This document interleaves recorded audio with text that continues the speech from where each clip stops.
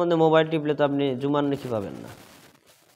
1 কুরআন তিলাওয়াত করা, 2 কিয়ামে রমাদান বা তারাবিহের সালাত আদায় করা, 3 সাহারি খাওয়া, 4 সিয়াম রাখা, 5 ইফতার খাওয়া, 6 সম্ভব হলে ওমরা করা, 7 বেশি বেশি দান সদকা করা, 8 জাকাত দেওয়া, 9 ইতিকাফ করা, 10 লাইলাতুল কদর তালাশ করা, 11 জাকাতুল ফিতর বা ফিতরা আদায় করা, 12 বেশি বেশি তাওবা ইস্তেগফার করা, 13 বেশি বেশি জিকির এবং দোয়া করা।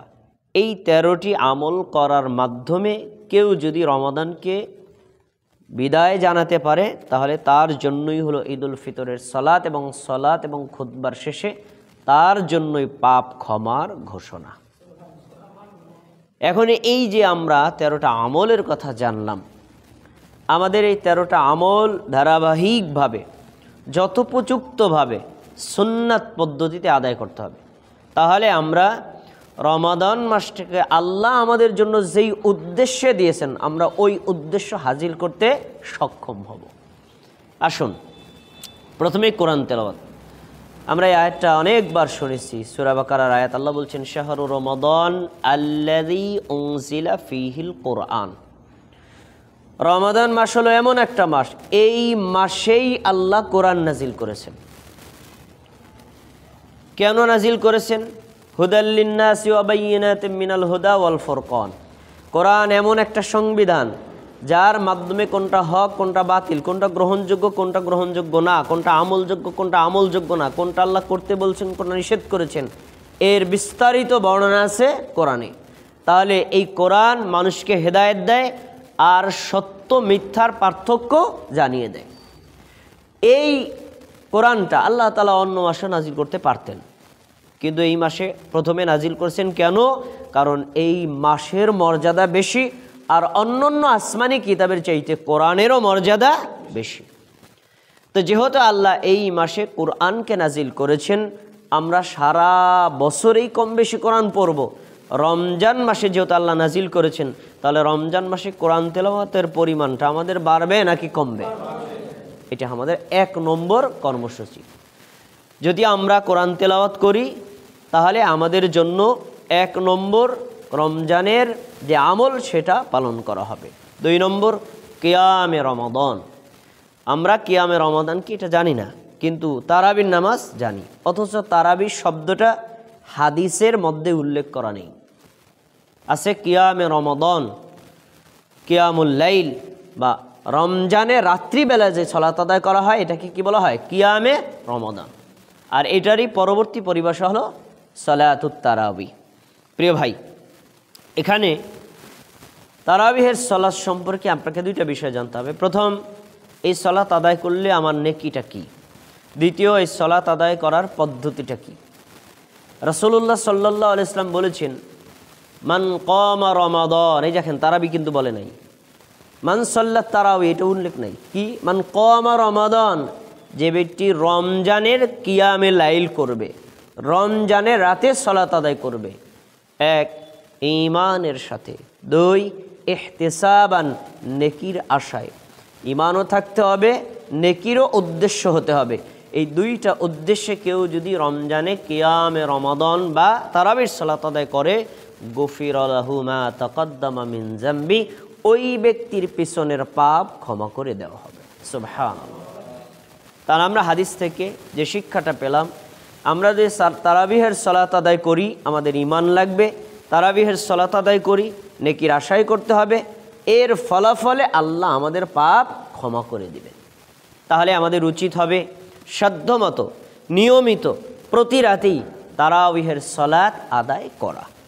এখন প্রশ্ন, তারাবিহের সালাতটা আপনি আদায় করবেন কিভাবে? এক কথায় আমাদের নবী করেছেন যেভাবে আপনিও করবেন ওইভাবে। আমাদের দেশের হুজুরদের বক্তব্য থেকে বোঝা যায় আমাদের নবী মনে হয় তারাবির নামাজ পড়েই নেই। কেন? তারাবির নামাজের রাকাত সংখ্যা বলতে গেলেই তারা দৌড় দেয় ওমর রাদিয়াল্লাহু তাআলা আনহুর দিকে। দেখেন ওমর রাদিয়াল্লাহু তাআলা আনহু 20 রাকাত তারাবি পড়েছেন, পড়তে আদেশ করেছেন, তার নেতৃত্বে পড়া হয়েছে ইত্যাদি কথা বলে। আচ্ছা, দৌড় দিলেন আপনি ওমরের কাছে, এর আগে আবু বকর তিনি বাদ পড়লেন কেন? এর আগে যে নবী মুহাম্মদ সাল্লাল্লাহু আলাইহি ওয়াসাল্লাম তিনি বাদ পড়লেন কেন? কারণ নবী থেকে একটা দলিল দিতে পারেন না, ওমর আবু বকর থেকে একটা দলিল দিতে পারেন না, আপনি দুইজনকে টপকাইয়া ওমরের দিকে দৌড় দিলেন কেন? নবী সাল্লাল্লাহু আলাইহি ওয়াসাল্লাম কি তারাবি সালাত আদায় করেন নাই? অবশ্যই করেছেন। তাহলে তিনি করলে আপনি সেখান থেকেই তো দিতে পারেন, কিন্তু সেখান থেকে তারা দেয় না। কেন দেয় না? তাহলে 20 রাকাত প্রমাণিত হবে না। ভাই, আমি আজকের খুতবায় আপনাদেরকে 20 আর 8 নিয়ে বিতর্ক শিখাবো না, তবে আজকে এমন একটা পয়েন্ট শিখাবো যেটা আপনার জন্য সারা জীবনেই কাজে লাগবে। প্রথম কথা হলো, কেউ যদি 2 রাকাত সালাত আদায় করে তারাবি, তার হয়ে গেছে, এটাও তারাবি। 4 রাকাত পরে ওইটাও তারাবি, 6 রাকাত পরে এটাও তারাবি, 8 রাকাত পরে এটাও তারাবি, আবার কেউ 10 রাকাত পরে 12 রাকাত পরে ওইটাও তারাবি। এশা সালাতের পরে আপনি এশার যে 2 রাকাত সুন্নাত বললেন, এরপর থেকে শুরু করে একেবারে শেষ রাতে বিতের সালাত আদায় করবেন। এর মধ্যবর্তী সময়ে আপনি যেই সালাতটাই আদায় করেন ওইটাই সালাতুত তারাবি। এখন কেউ যদি 8 রাকাতের কম আদায় করে জায়েজ, 8 রাকাতের বেশি আদায় করে জায়েজ। আর 8 রাকাত হলো আমাদের নবীর সুন্নাত। সুন্নাত আর জায়েজ আপনাকে বুঝতে হবে। যদি আপনি জায়েজের উপর আমল করে শান্তি পান আর এর উপর আপনি করেন আমল, তাহলে আপনার আমলটা বৈধ। কিন্তু কেউ যদি সুন্নাত অনুযায়ী আমল করে, আপনি জায়েজ পালনকারী ব্যক্তি যদি সুন্নাত পালনকারীর সমালোচনা করেন, আপনার জায়েজ আমল বাতিল হয়ে যাবে। বুঝতে পেরেছেন? 20 রাকাত পড়বেন, 40 রাকাত পড়েন, আপনাকে নিষেধ করে কে? করতে পারেন, কিন্তু 8 যে নবীর সুন্নাত এটা মানতে আপনি বাধ্য। না মানলে আপনার 20-40ও বাতিল হয়ে যাবে। এই পয়েন্টটা হলো খুব গুরুত্বপূর্ণ। এই জন্য যারা 20 রাকাত পড়ে, আমি আমার খুতবায় কোনোদিন তাদের কঠোর সমালোচনা করি নাই। এইটা হলো নফল একটি আমল। এই আমলের ব্যাপারে বাড়াবাড়ি অনুচিত। কিন্তু বাড়াবাড়ি করে কারা? যারা 20 পরে তারাই বাড়াবাড়ি করে। 8 রাকাত এরা কিয়ামত পর্যন্ত মানতে রাজি না। অথচ নবী সাল্লাল্লাহু আলাইহি ওয়াসাল্লামের স্ত্রী, যিনি আল্লাহর নবীর একান্ত ঘনিষ্ঠ স্ত্রী, তিনিও বর্ণনা দিয়েছেন। সহিহ বুখারীর হাদিস, নম্বর বলবো না, এগুলো সব আপনাদের মুখস্থ। আয়েশা রাদিয়াল্লাহু আনহাকে প্রশ্ন করা হয়েছিল, আবু সালামা ইবনে আব্দুর রহমান, আমাদের নবী সাল্লাল্লাহু আলাইহি ওয়াসাল্লাম কাইফা কানা সালাতু রাসূলিল্লাহি সাল্লাল্লাহু আলাইহি ওয়াসাল্লাম ফি রমাদান, রমাদান মাসে আমাদের নবীর রাত্রিবেলায় সালাতের ধরনটা কেমন ছিল? তখন আয়েশা রাদিয়াল্লাহু তাআলা আনহা বলতে পারতেন তিনি 8 রাকাত পড়তেন, বলতে পারতেন তিনি 10 রাকাত পড়তেন। এই শব্দটা বলেন না, এমন এক শব্দ বলেছেন যে শব্দ দ্বারা বোঝা যায় ইবাদত বেশি, এটার বিরুদ্ধ কোনো গুরুত্ব নাই। তিনি কি বলেছেন শোনো, মা কানা ইয়াজিদু ফি রমাদান ওয়ালা ফি গায়রিহি, তুমি তো রমজান সম্পর্কে জানতে চাও, আরে রমজানের ভিতরে আর বাইরে সারা বছরেই তিনি 11 রাকাতের বেশি পড়তেন না। 11 রাকাত থেকে 3 রাকাত বেতের বাদ দিলে থাকে কত? 8 রাকাত। সারা বছরে যেটা পড়েছেন নুন নাম তাহাজ্জুদ, রমজান মাসে ওই একই নামাজের নাম হয়েছে কি? সালাতুত তারাবি। একই সালাতের দুটো নাম। এখানে তিনি বলেছেন তিনি বেশি পড়তেন না, তার মানে বেশি পড়ার কোনো ভ্যালু নাই, নবীর সুন্নাতের মধ্যেই সীমাবদ্ধ থাকো। এখন আপনি বলেন আমি সুন্নাতের মধ্যে সীমাবদ্ধ না থেকে একটু বাড়ালাম, বাড়ান, আমি আপনার এই বাড়ানোকে আপত্তি করব না, কিন্তু বাড়াবেন এটা কি নবীর সুন্নাতের তরিকার মধ্যে থেকে বাড়ান। দেখেন নবীর সুন্নাত তরিকা ছিল কি? এই হাদিসেই তিনি বলেছেন 11 রাকাত তিনি কীভাবে পড়তেন শোনো। প্রথমে তিনি 4 রাকাত পড়তেন, মানে 2 রাকাত পরে আবার 2 রাকাত পড়তেন, মাঝখানে বেশি সময় বিশ্রাম নিতেন না, পরপর পড়তেন। তো 2 মোট হল কত? 4 পরে তিনি কিছু সময় বিশ্রাম নিতেন, কারণ এই 4 রাকাত সালাত তিনি এত সুন্দর করে পড়তেন, দীর্ঘ কেরাতে, দীর্ঘ রুকুতে, দীর্ঘ সেজদাতে, রুকু থেকে দীর্ঘক্ষণ দাঁড়িয়ে, 2 সেজদার মাঝখানে দীর্ঘক্ষণ বসে এত চমৎকারভাবে আদায় করতেন। আয়েশা বলছেন ওই চমৎকারের বর্ণনা দিতে যে গেলে যে ভাষা জানা দরকার, আমি আয়েশার সেই ভাষাই জানা নেই। এখন আপনি 20 রাকাত পড়বেন না, পড়েন, তাহলে একটু শান্তশিষ্টভাবে পড়েন, কেরাতটা আস্তে আস্তে পড়েন, রুকুতে একটু দেরি করেন, সেজদায় একটু দেরি করেন, রুকু থেকে দাঁড়ায় একটু অপেক্ষা করেন, 2 সেজদার মাঝখানে একটু অপেক্ষা করেন। এভাবে যদি আপনি 80 রাকাতও পড়েন আমার কোনো আপত্তি নেই। কিন্তু বাংলা সমাজে একটা কথা আছে যে চোরে না শোনে ধর্মের কাহিনী। নামাজের রাকাত সংখ্যা যত বাড়বে মুসল্লির তাড়াহুড়া তত বাড়বে, রাকাত সংখ্যা যত কমবে মুসল্লির তাড়াহুড়াও তত কমবে। এটা প্রমাণিত সত্য।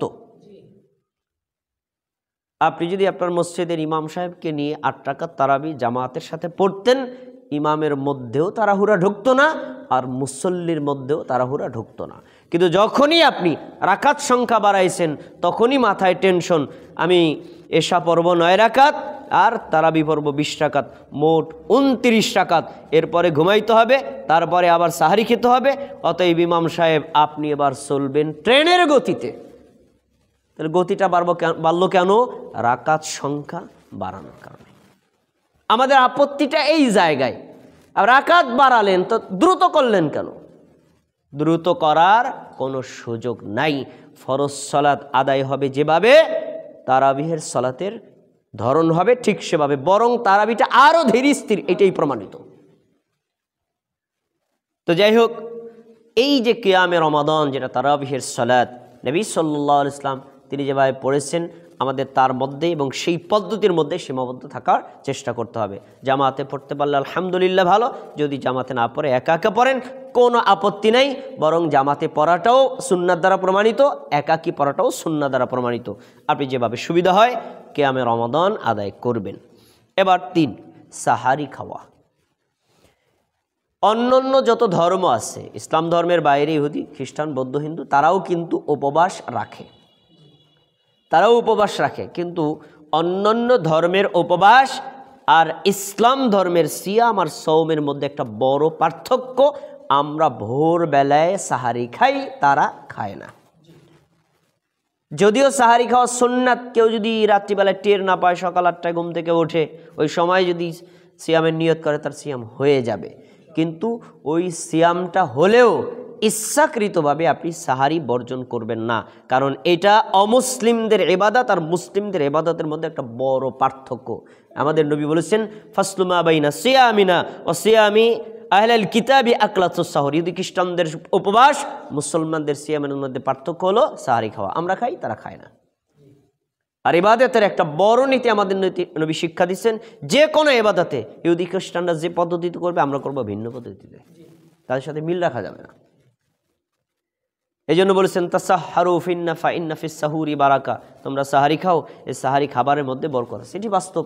সাহারি না খেলে রোজায় কষ্ট বাড়বে, আর সাহারি খেলে রোজায় কষ্ট কমে যাবে। এখন সাহারি খাওয়া যেমন একটা সুন্নাত, শেষ রাতে খাওয়া আর একটা সুন্নাত। সাহাবায়ে কেরাম নবী সাল্লাল্লাহু আলাইহি ওয়াসাল্লামের সাথে সাহারি খেতেন। সাহারি খাওয়ার পরে এতটা তাড়াহুড়া করতেন যে এই মনে হয় ফজর শুরু হয়ে যাবে।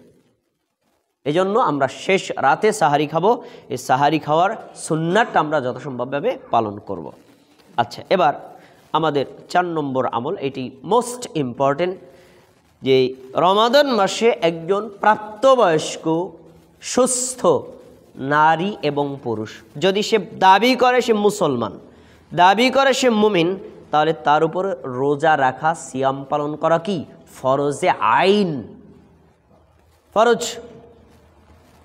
আল্লাহ তাআলা কোরআন মাজিদে বলেছেন, ইয়া আইয়ুহাল্লাযীনা আমানু কুতিবা আলাইকুমুস সিয়াম, মুমিনগণ তোমাদের উপর সিয়াম ফরজ করা হয়েছে, ওইভাবে ফরজ করা হয়েছে কামা কুতিবা আলাল্লাযীনা মিন ক্বাবলিকুম, শুধু তোমরা না, তোমাদের আগে যত নবী এবং রাসূল এসেছিলেন, তাদের যত উম্মত এসেছিলেন, ওই নবী রাসূলদের উপরেও ফরজ ছিল আর তাদের উম্মতের উপরেও সিয়াম রাখা ফরজ ছিল। সিস্টেমটা শুধু ভিন্ন। অন্যান্য নবী রাসূল যেমন মুসা আলাইহিস সালামের সময় তারা শুধুমাত্র ওই যে মুহররমের 10 তারিখে ওই একটা দিনে সিয়াম রাখা তাদের জন্য ফরজ ছিল, কিন্তু ওই দিনে আমাদের সিয়াম রাখা ফরজ না, সুন্নাত। কিন্তু রমাদান পুরো মাসটাতে ফরজ। ধরন ভিন্ন হলেও সিয়াম শুধু আমাদের জন্য না, অতীতের নবী এবং উম্মতদের জন্য ছিল। ফলাফল কি? তিনি বলছেন, যদি তোমরা সিয়াম রাখো লাআল্লাকুম তাত্তাকুন, এই সিয়াম তোমাদেরকে আল্লাহ ভীতি শিক্ষা দিবে। আল্লাহকে কিভাবে ভয় করতে হয়, তাকওয়া কিভাবে অর্জন করতে হয়, তার প্র্যাকটিক্যাল তোমরা এখান থেকে শিক্ষা নিতে পারবে। একটা ছোট্ট উদাহরণ আমরা জানি যে আমরা সিয়াম সারা মাসে রাখি, সারা মাসে রাখলেও সবসময় কি আমরা মানুষের ভিতরে থাকি, একা একা থাকি না? পানির পিপাসা লাগলে 1 গ্লাস পানি পান করতে পারি না? পারি তো। ঘরের মধ্যে থাকলে, কেউ না থাকলে খাবার খেতে পারি না। প্রচণ্ড ক্ষুধা থাকলেও আমরা খাই না। কেন খাই না? আমরা জানি মানুষের চক্ষুকে ফাঁকি দেওয়া গেল, আল্লাহর চক্ষুকে ফাঁকি দেওয়া সম্ভব না।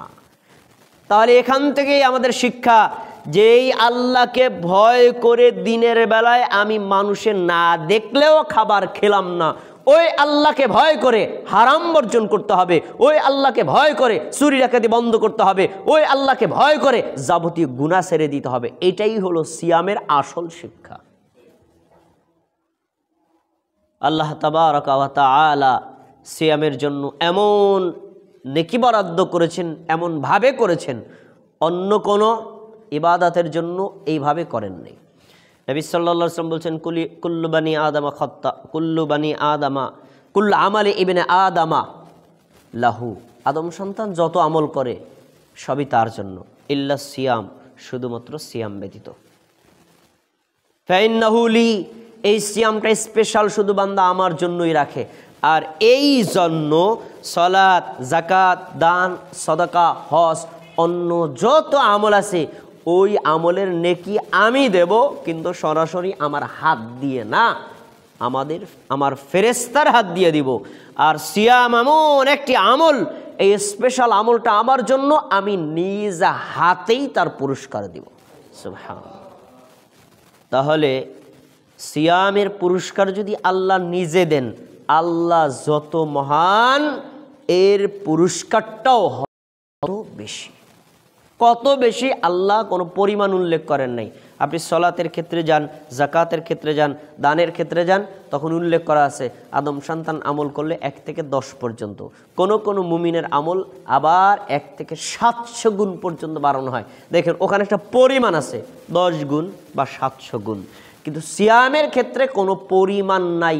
আপনার ঈমান যত বেশি, তাকওয়া যেতে বেশি, যে যত উত্তম পদ্ধতি রেখেছে আল্লাহ তাকে তত উত্তম পদ্ধতিতে নেকি দেবেন। এই জন্য এই সিয়াম আমাদেরকে রাখতে হবে। পরিবারে যারা সিয়াম যাদের উপর ফরজ হয়েছে তাদেরকেও রাখাতে হবে, এবং সুন্নাহ পদ্ধতিতে আমরা সিয়াম সাধনা করব। তাহলে আল্লাহ রাব্বুল আলামিন যেমন আমাদের নবীর মাধ্যমে ঘোষণা দিয়েছেন যে এই বছরে সিয়াম রাখলা, গত বছরেও সিয়াম রেখেছিল, 2 বছরে সিয়াম রাখার কারণে আল্লাহ মাঝখানের 1 বছরের পাপ ক্ষমা করে দিবেন। তাহলে আমরা এই রমাদানের সিয়ামটা যথাসম্ভব রাখার চেষ্টা করব ইনশাআল্লাহু তাআলা। আচ্ছা, এবার 5 নম্বর আমল, ইফতার খাওয়া। ইফতার একটি গুরুত্বপূর্ণ আমল। এই ইফতার খাওয়ার মধ্যে আমাদের একটা শিক্ষণীয় বিষয় আছে, সেটা হলো রমাদান মাসে রোজা রাখা ফরজ, সাহারি খাওয়া সুন্নাত, ইফতার খাওয়া সুন্নাত। দেখুন, সাহারি খাওয়া একটা সুন্নাত, আবার শেষ রাতে খাওয়া আর একটা সুন্নাত। ইফতার খাওয়া একটা সুন্নাত, ইফতার শুরুতে তাড়াতাড়ি করে খাওয়া এটাও একটা সুন্নাত। তা আমরা ইফতার খাই, এটা সত্য, কিন্তু তাড়াতাড়ি করে খাওয়ার সুন্নাতে প্র্যাকটিস আমরা করি নাই। এটা আমাদের করতে হবে। কেন করি নাই? কারণ আমাদের সমাজে প্রচলিত নাই। কেন করি নাই? আমাদের আলেমদের মধ্যে প্র্যাকটিস নাই, তাই। কিন্তু আলহামদুলিল্লাহ এবছর আপনাদের জন্য একটা বড় সুসংবাদ আছে। কি সুসংবাদ জানেন? ইসলামী ফাউন্ডেশন প্রতিষ্ঠার পর থেকে 33 যাপদ পর্যন্ত যুগ যুগ ধরে তারা যে ইফতার এবং সাহারির ক্যালেন্ডার প্রকাশ করত, সেখানে নিচে বিশেষ দ্রষ্টব্য নিয়ে লেখা থাকতো আজকের সূর্যাস্ত 6টা 13 মিনিটে, ইফতার হবে 6টা 16 মিনিটে। 3 মিনিট কেন দেরি করা হলো? তখন তারা উল্লেখ করত যে বিশেষ দ্রষ্টব্য, সতর্কতার জন্য 3 মিনিট পরে ইফতারের তারিখটা, সময়টা লেখা হলো। এটা চলেছে 33 বছর পর্যন্ত। এই বছর ইসলামী ফাউন্ডেশন আবার সাহারি এবং ইফতারের তালিকা প্রকাশ করছে এবং সময় উল্লেখ করছে। সেখানে ওই যে 3 মিনিট সতর্কতার জন্য যে যুক্ত করা হয়, এটাকে বাদ দিয়ে সূর্যাস্তের সময়টাকেই তারা ইফতারের সময়টা নির্ধারণ করেছে। এখন এটা যখন উল্লেখ করেছে, তখন আবার বাংলাদেশের একটি ধর্মীয় রাজনৈতিক দল তারা এটাকে আপত্তি করেছে।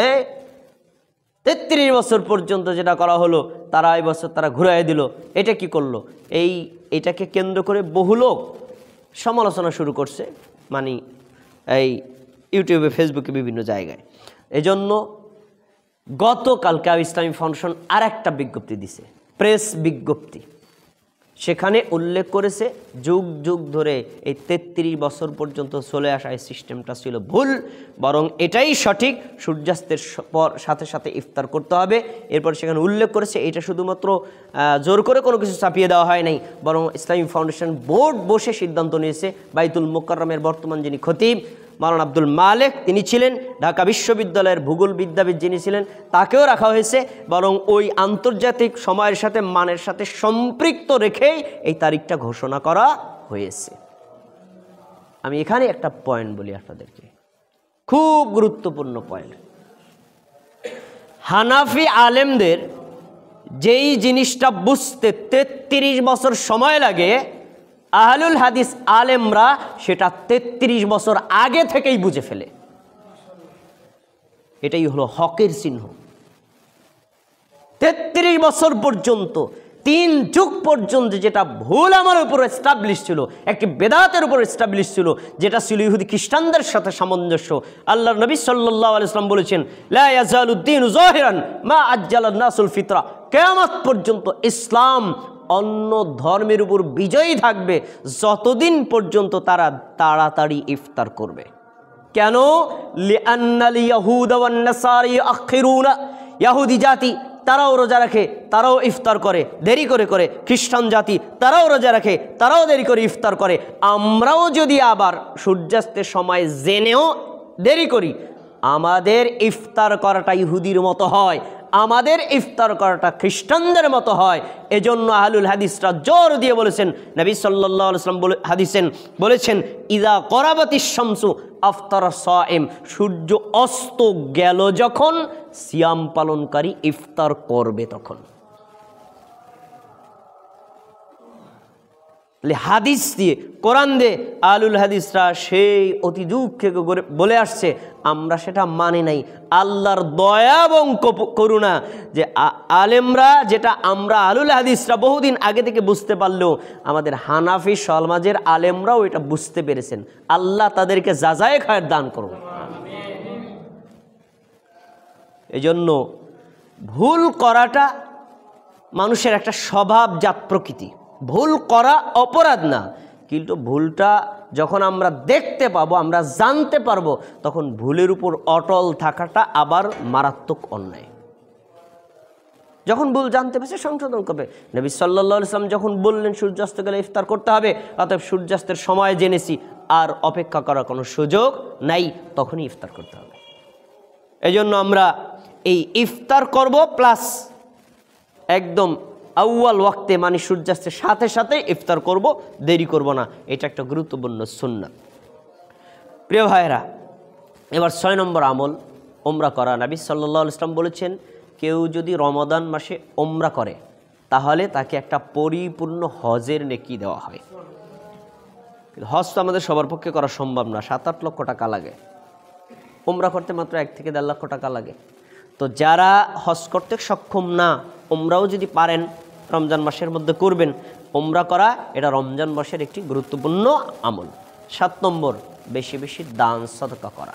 সারা বছরই তো মুমিন দান করবে, কিন্তু রমজান মাসের দানের পরিমাণ বাড়বে নাকি কমবে? দেখুন, আমরা নবী সাল্লাল্লাহু আলাইহি ওয়াসাল্লামের বহু সুন্নাত গ্রহণ করতে চাই, ফলো করতে চাই, কিন্তু তার একটা স্পেশাল সুন্নাত ছিল, তিনি বেশি বেশি দান করতেন। আমরা এই বিষয়ে কার্পণ্যতা করি। রাসূলুল্লাহ সাল্লাল্লাহু আলাইহি ওয়াসাল্লামের সাহাবী আব্দুল্লাহ ইবনে আব্বাস রাদিয়াল্লাহু আনহু বলেন, কানান নবী সাল্লাল্লাহু আলাইহি ওয়াসাল্লাম আজওয়াদান নাস বিল খায়র। পৃথিবীতে যত মানুষ আসছে তার ভিতরে সবচেয়ে বেশি দানশীল ছিলেন কে? আমাদের নবী নিজে। এত বেশি দানশীল লোকটার আবার চরিত্র বর্ণনা করছেন তিনি, বলছেন রমজান মাস আসলে তখন তার দানের পরিমাণ আরো বেড়ে যেত। কেমন বাড়ত? মির রিহিল মুরসালা, আরে তুফানের বাতাসের গতি যেমন ছোটে, আল্লাহ রাসূলের দানের গতিও তত বেড়ে যেত। সুবহানাল্লাহ। এই যে হাদিসের যে শব্দ এখানে উল্লেখ করা, তাতে আমরা যদি সংখ্যা দিয়ে পরিমাণ করি, তাহলে কমপক্ষে এভাবে বলতে হবে, রমজান মাসে কেউ যদি 1 টাকা দান, মানে রমজানের বাইরে যদি দৈনিক 1 টাকা দান করে, তাহলে রমজান মাসের একদিনে কমপক্ষে 1 লক্ষ টাকা দান করা দরকার। তাহলে হয়তো হাদিসের সাথে কিছুটা মিলতে পারে। আমরা এত করতে পারি না। রমজান মাসে বাইরে যদি দৈনিক 10 টাকা দান করতে পারি, রমজান মাসে কি 50 টাকা দান করা সম্ভব না? সম্ভব। দানের ক্ষেত্রে আমাদের বেশি বেশি উদার হতে হবে। বিশেষ করে যে সকল প্রতিষ্ঠানগুলো দাওয়ার ক্ষেত্রে বেশি গুরুত্বপূর্ণ ভূমিকা রাখে, মানে দান করলেন আপনি গরিব মিসকিন তো করবেন অবশ্যই, যেটাকে দাওয়ার ক্ষেত্রে বেশি ভূমিকা রাখে এই সকল সেন্টারগুলোতে দান করতে হবে বেশি। যেমন মুসমা বাইতুসামাল জামে মসজিদ, তারপরে আপনার ওই সখীপুর সরকার বাড়ি জামে মসজিদ, বাইতুল জান্নাত জামে মসজিদ, মালতকান্দি, এই সকল প্রতিষ্ঠানগুলোতে নিজেরা যেমন সুন্নাহ পালন করে আবার সুন্নাহ শিক্ষা দেয়, তাওহীদ পালন করে তাওহীদ শিক্ষা দেয়। এই সকল প্রতিষ্ঠানগুলোকে আপনাদের দানের ক্ষেত্র আরও অনেক গুণ বাড়িয়ে দিতে হবে। আপনাদের কত জোর করে বললাম, আপনারা এই যে গুরুত্বপূর্ণ খুতবাগুলো শোনেন, আপনার মা শুনতে পারে না, বোন শুনতে পারে না, ভাই শুনতে পারে না, আপনার ঈমান তরুতাজা হচ্ছে, তাদের দুর্বল থাকলে আপনি কিভাবে জান্নাতে সবাইকে নিয়ে আগাবেন? সম্ভব না। এজন্য প্ল্যান করে রাখা হয়েছিল দোতলায় নারীদের জন্য ব্যবস্থা রাখবে, ওই পাশে সিঁড়ি রাখা হয়েছে। এখন সিঁড়ির জন্য মানে এই কি জানি রড বাড়াইয়া রাইখাও একটা বিপদ হয়েছে না ভাই? মানে যে ভবিষ্যতে নারীরা ওখান থেকে আলাদা রাস্তা দিয়ে সিঁড়ি দিয়ে উঠবে, এ পাশে পুরুষদের উঠবে, যাতে নারীদের সাথে সাক্ষাৎ না হয়। এখন ওই রড রাইখা আরেক বিপদ। কি বিপদের মধ্যে আমরা আছি? একটু আগে হাদিস 2টা বলেছি আপনাকে।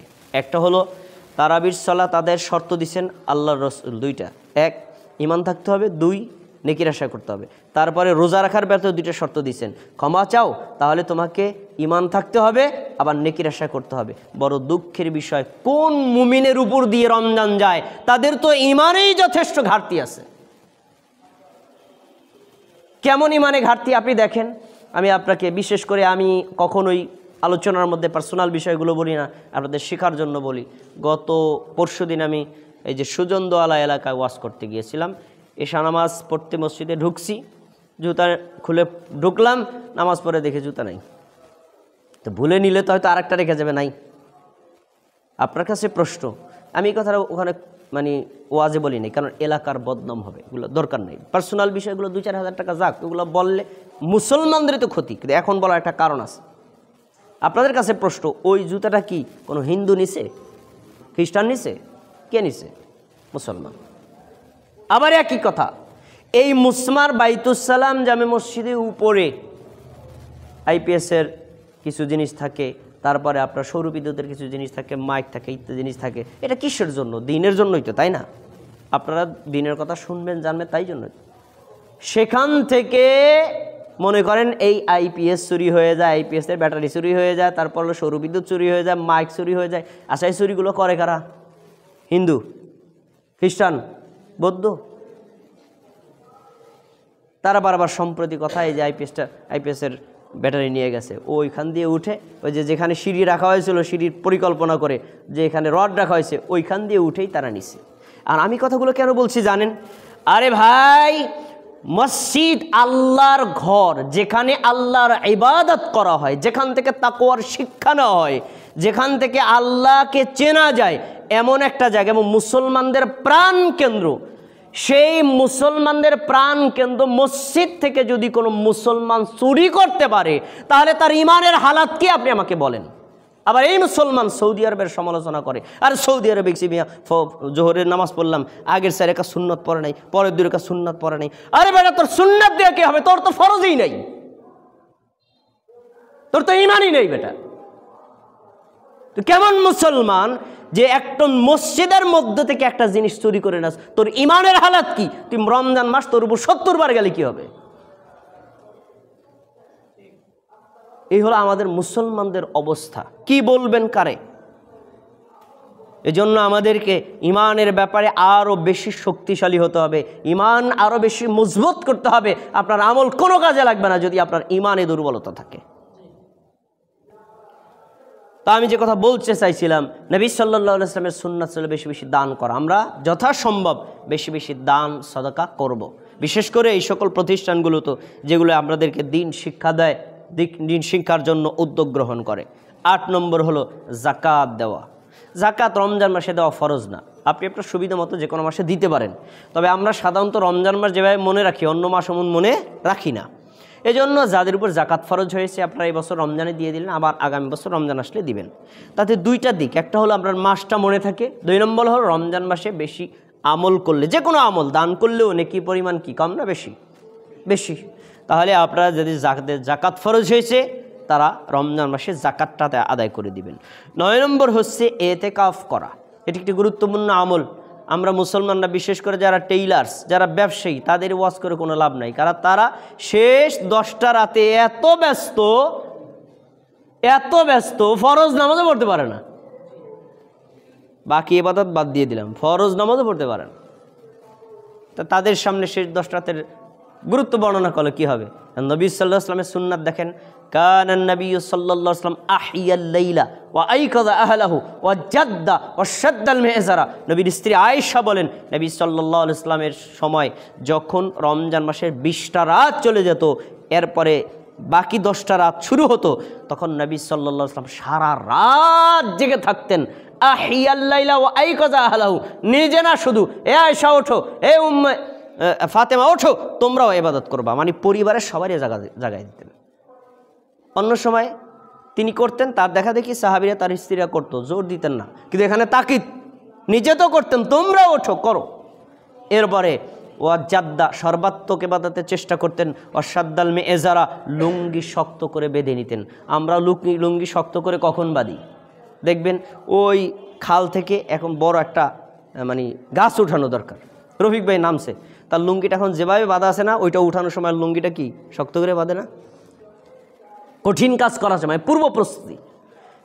সারা রাত ইবাদত করতে হবে, সারা রাত আল্লাহর কাছে কান্নাকাটি রোনাজারি করতে হবে। এই জন্য কি তিনি লুঙ্গি শক্ত করে বেঁধে নিতেন। তাহলে দেখুন, সারা বছরের রাতে আপনি তাহাজ্জুদ অন্যান্য ইবাদতে যতটা ব্যস্ত থাকবেন, রমজানের প্রথম 10টাতে তার চেয়ে বেশি, রমজানের প্রথম 10টাতে যত বেশি, মাঝের 10টাতে আরও বেশি, মাঝের 10টাতে যত বেশি, শেষ 10টাতে আরও বেশি, শেষ 10টা রাতের মধ্যে জোর রাতগুলোর চাইতে বেজোর রাতে আরও বেশি, এভাবে গুরুত্ব দিয়ে রাসূল সাল্লাম ইবাদত করতেন।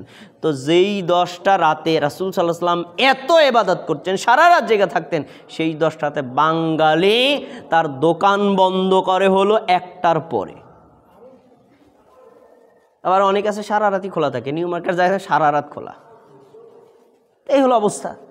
যে সময় আমাদের ইবাদত করা দরকার সে সময় আমরা দুনিয়াবি কর্মকাণ্ডে ব্যস্ত। আরেকদিন একটা কথা বলছিলেন, খুব চমৎকার কথা, যে জুমার দিন হলো কিয়ামত কায়েমের দিন। এটা কোন জুমায় আল্লাহ তো বলেন নাই, জুমার দিনে কিয়ামত হবে। তাহলে কিয়ামত যেদিন হবে এই দিনে তো মানুষের আসলে ভীত সন্ত্রস্ত বেশি হওয়া দরকার, আল্লাহর ইবাদতে বেশি মানে ঝুঁকে পড়াও দরকার। কিন্তু দেখেন বাঙালি সমাজে মানে 100 বিয়া হইলে 90টা বিয়া কোন দিনে? দেখছেন, বিয়া মানে কি আনন্দের দিন, যেদিন আমাদের করা দরকার একটু মানে ইবাদত, ওই দিনে আমাদের আনন্দ জমা করে দিছে। আমরা বাঙালিরা উল্টা দিকে চলি। তো যাই হোক, এই জন্য আমরা শেষ 10টা রাতে সম্ভব হলে এতেকাফ করব। যে কথা বলতে চাইছিলেন আমার ভাইও খুতবার আগে বলছিলেন, কর্ম করার আগে পরিকল্পনা করলে সহজ হয়ে যায়। এতেকাফ করা একটা জটিল জিনিস। আপনি যদি করতে চান আগে থেকে পরিকল্পনা রাখবেন। আমার যত ব্যবসা আছে আগে থেকে গুটাই নেব, অন্য কোনো কাজ থাকলে আগে থেকে গুটাই নেব, পরিবারের কোনো কিছু থাকলে আগে থেকে গুটাই নেব।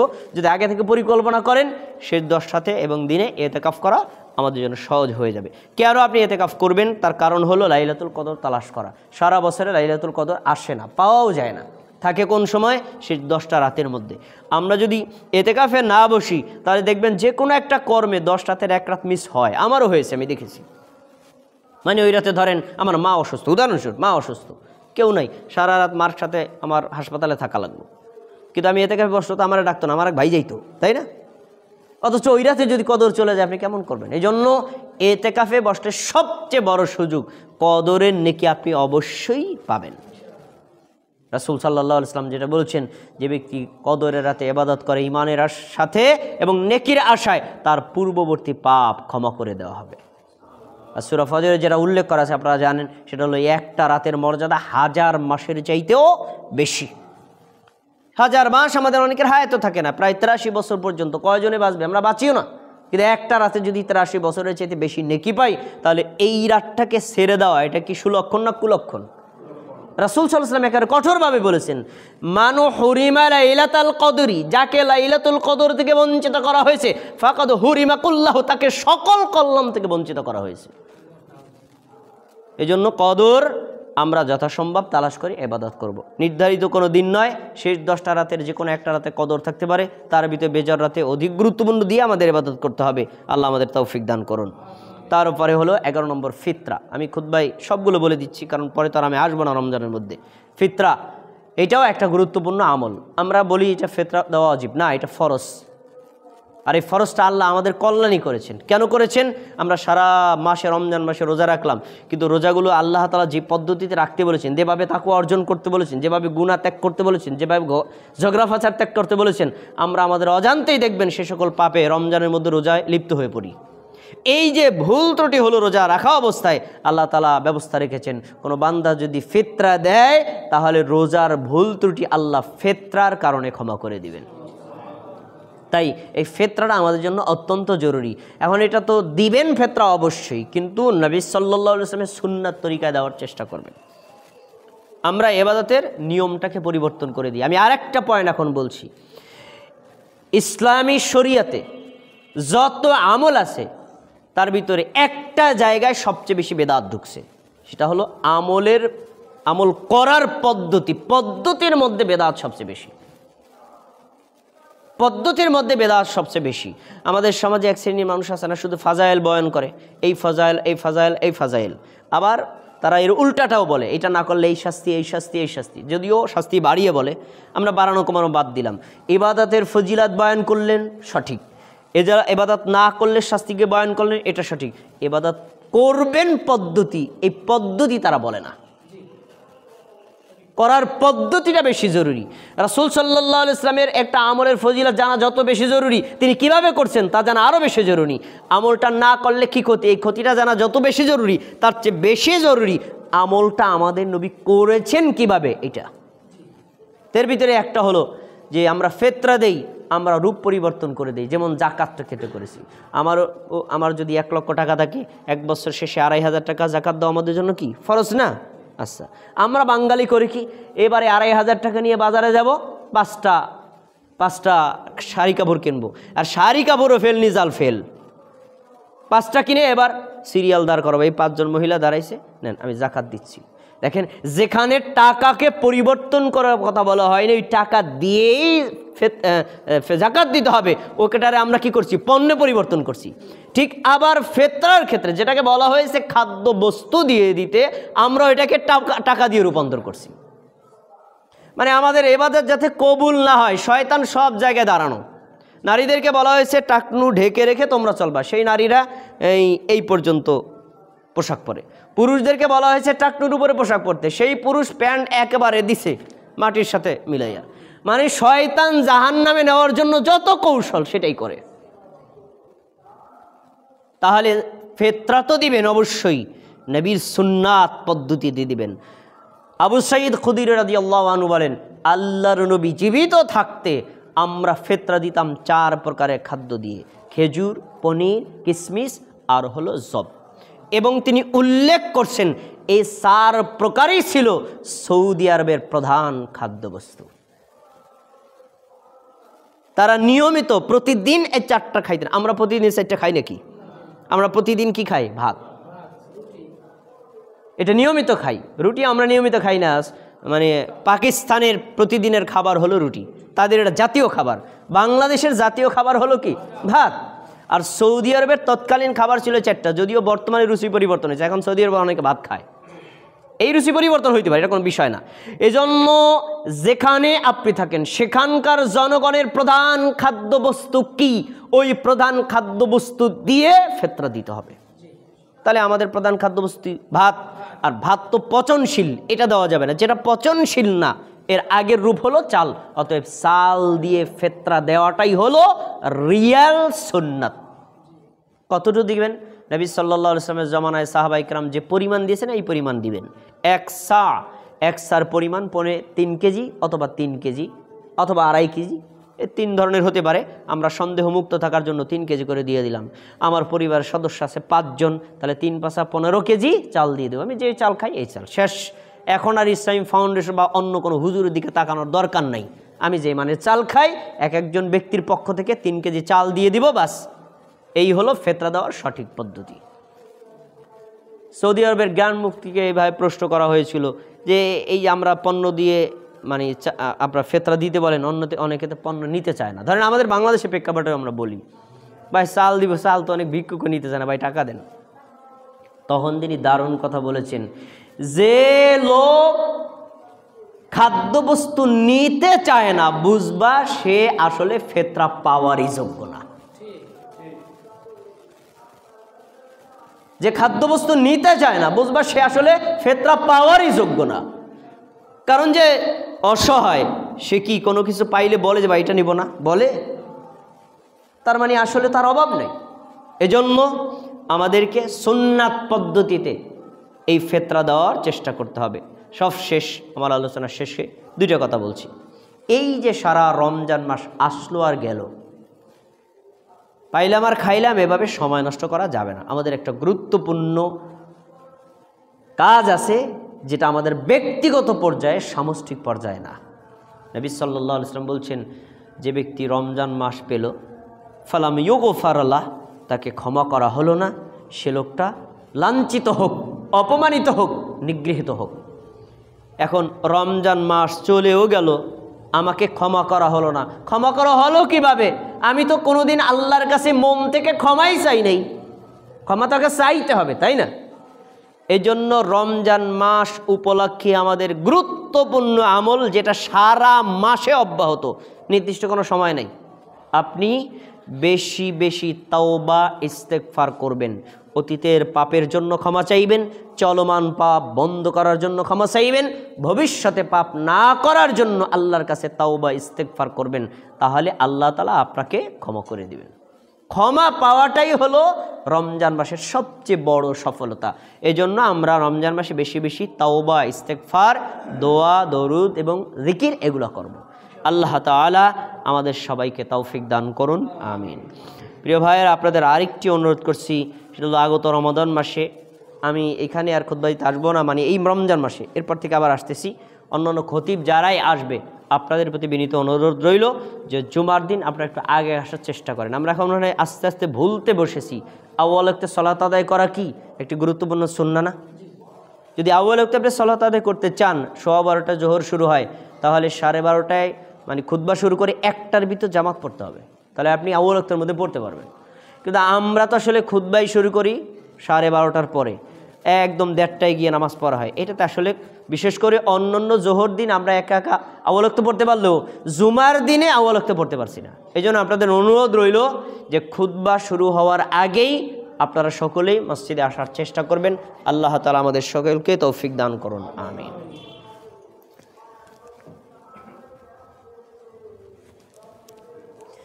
ইন্নাল হামদালিল্লাহি নাহমাদুহু ওয়া নাস্তাঈনুহু ওয়া নাস্তাগফিরুহু ওয়া নু'মিনু বিহি ওয়া নাতাওয়াক্কালু আলাইহি ওয়া নাউযু বিল্লাহি মিন শুরুরি আনফুসিনা মান ইয়াহদিল্লাহু ফালা মুদিল্লা লাহু ওয়া মান ইউদ্লিলহু ফালা হাদিয়া লাহু ওয়া আশহাদু আল লা ইলাহা ইল্লাল্লাহ ওয়া আশহাদু আন্না মুহাম্মাদান আবদুহু ওয়া রাসূলুহু। ফায়া আইয়ুহাল মুসলিমুন, ক্বালা আল্লাহু তাবারাকা ওয়া তাআলা في القرآن المجيد: أعوذ بالله من الشيطان الرجيم، بسم الله الرحمن الرحيم. إن الله ملائكته يصلون على النبي يا أيها الذين آمنوا صلوا عليه وسلموا تسليما. اللهم صل على محمد وعلى آل محمد كما صليت على إبراهيم وعلى آل إبراهيم إنك حميد مجيد. اللهم بارك على محمد وعلى آل محمد كما باركت على إبراهيم وعلى آل إبراهيم إنك حميد مجيد. وارض اللهم عن الصحابة أجمعين، خصوصا منهم الخلفاء الراشدين، منهم أبي بكر عمر وعثمان وعلي رضي الله عنه، وعن التابعين ومن تبعهم إلى يوم الدين. اللهم إنا نسألك الجنة ونعوذ بك من النار اللهم إنا نعوذ بك من عذاب القبر হে আল্লাহ আপনি আমাদের জুমার খুতবাকে কবুল করে নিন আমাদের জুমার সালাতকে কবুল করে নিন আমাদের জুমার দিনের সম্পূর্ণ নেকি অর্জন করার তৌফিক দান করুন আল্লাহ আপনি আমাদের সবাইকে সুস্থ রাখুন আমাদের মধ্যে যারা অসুস্থ সবাইকে সুস্থতা দান করুন আমাদের আত্মীয় স্বজন যারা অসুস্থ সবাইকে সুস্থতা দান করুন এবং আগত রমাদান মাসে আমরা যেন ওই 11 থেকে 12টি আমল যথাসম্ভব সুন্নাত মোতাবেক আদায় করতে পারি সেই তৌফিক দান করুন আল্লাহ আপনি আমাদের সকলের কবরের আযাব মাফ করুন আমাদের কবিরা গুনাহগুলো ক্ষমা করে দিন আমাদের শিরক এবং কুফরের পাপগুলো ক্ষমা করে দিন আমাদের সুন্নাত অনুযায়ী আমল করার তৌফিক দান করুন বেদাত এবং শিরককে বর্জন করার তৌফিক দান করুন আল্লাহ এই মসজিদখানাকে কবুল করে নিন মসজিদের মুসল্লিদেরকে কবুল করে নিন যারা মসজিদে দান সদকা করে তাদের দান সদকাকে কবুল করে নিন আল্লাহ আপনি আমাদের দোয়া এবং দাওয়াকে কবুল করে নিন আমাদের আত্মীয় স্বজন যারা কবরবাসী সকলের কবরের আযাব মাফ করে দিন তাদের সবাইকে জান্নাতুল ফেরদাউস দান করুন তাদের সবাইকে জাহান্নামের আগুন থেকে রক্ষা করুন আগত রমজান মাস উপলক্ষে আমাদের বেশি বেশি দান সদকা করার তৌফিক দান করুন আল্লাহ আপনি আমাদের সবাইকে মুমিন হিসেবে কবুল করুন ইন্নাল্লাহা ইয়া'মুরু বিল আদলি ওয়াল ইহসান ওয়া ইতা'i যিল কুরবা ওয়া ইয়ানহা আনিল ফাহশাই ওয়াল মুনকারি ওয়াল বাগি ইয়া'iদুকুম লা'আল্লাকুম তাযাক্কারুন ফাযকুরুনি আযকুরুকুম ওয়াশকুরু লি ওয়া লা তাকফুরুন